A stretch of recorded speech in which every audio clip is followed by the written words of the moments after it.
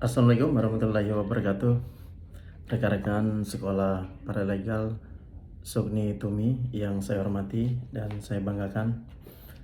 Pada kesempatan kali ini kita akan berbicara mengenai gugatan perselisihan hubungan industrial yang sebelum kita membahas tentunya rekan-rekan semua sudah banyak mengetahui dan memahami bahwa ada kalanya juga dalam satu kerjasama, dalam hal ini antara pengusaha dan buruh atau karyawan atau pekerjanya, maka bisa jadi timbul satu silang pendapat ataupun perselisihan. Nah, mungkin ada pertanyaan, apakah perselisihan antara karyawan dengan pengusaha ini di mana, kemana, atau bisakah atau dapatkah dilakukan gugatan?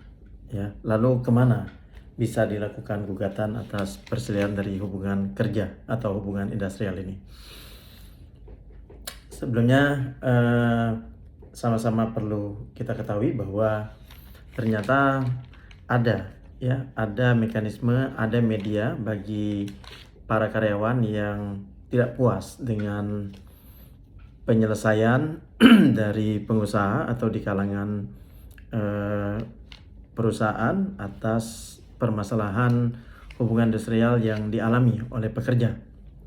Maka jika pekerja mengalami hal tersebut, pekerja itu dapat mengajukan gugatan di pengadilan. Namun pengadilannya memang pengadilan yang khusus, dibentuk khusus oleh pemerintah, yakni Pengadilan Perselisihan Hubungan Industrial.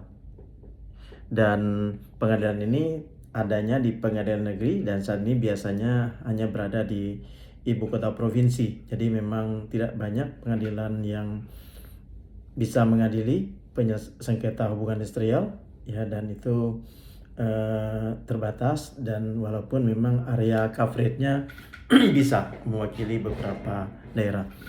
Namun ada beberapa persyaratan. Yang pertama, dalam pengajuan gugatan tentunya penggugat harus melampirkan risalah resume penyelesaian dari mediasi yang sebelumnya dilakukan, baik mediasi bipartit ataupun tripartit. Nah, ini menjadi satu dokumen yang wajib, karena jika dokumen ini tidak bisa dilampirkan, maka gugatan tersebut bisa dikembalikan oleh majelis hakim.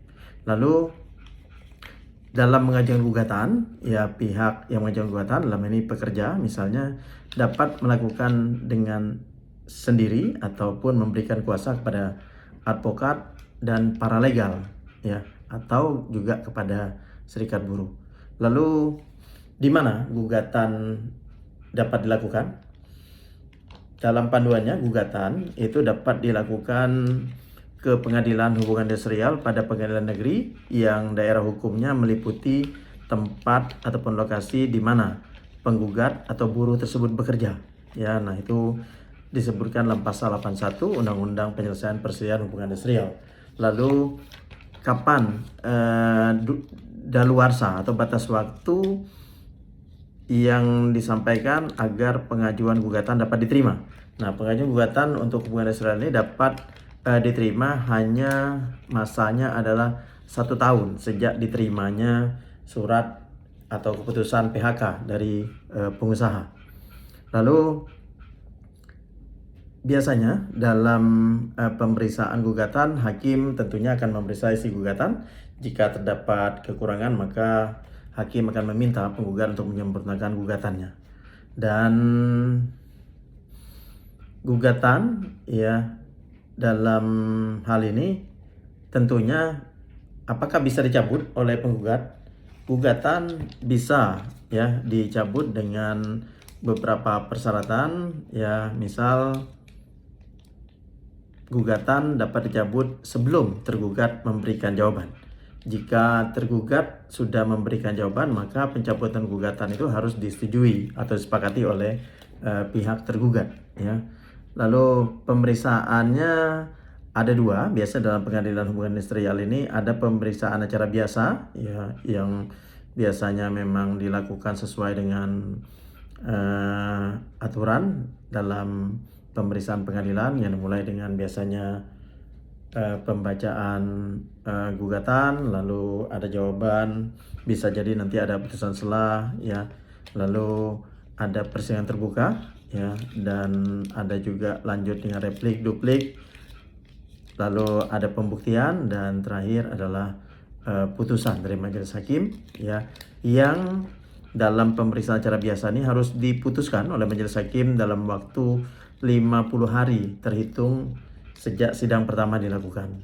Hakim dapat mengeluarkan putusan yang dapat dilaksanakan lebih dulu, ya, meskipun putusannya nanti diajukan perlawanan ataupun kasasi.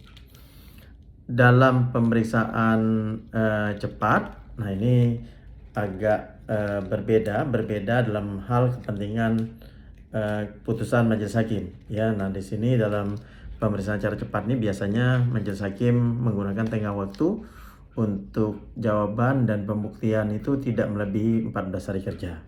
Dan sama-sama juga kita perlu ketahui bahwa fungsi peran dari paralegal dalam pemeriksaan ataupun persidangan hubungan industrial ini masih, ya, terbatas pada